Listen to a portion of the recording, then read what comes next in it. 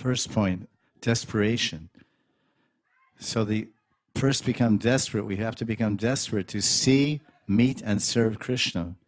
Then maybe we'll go mad in separation, looking and searching for Krishna.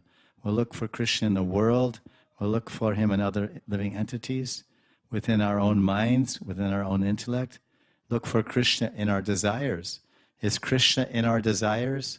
Are our desires for Krishna? Are we desiring Krishna or desiring for ourselves? We will, at some point, we see in the lives of the great saints, you and I, we'll come to the brink or the edge of utter hopelessness. But like the gopis, we should not stop searching. The inquiry, the questioning, and the sadhana, and the crying.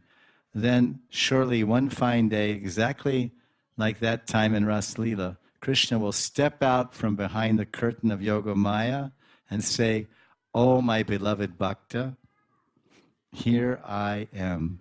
I have come to love you and accept your love. Jai Radhe."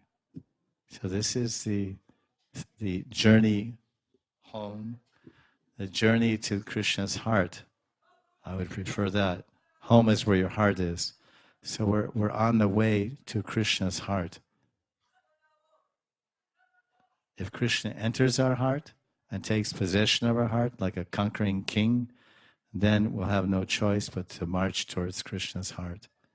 So this is the madness of living in Vrindavan, as I mentioned a few classes earlier.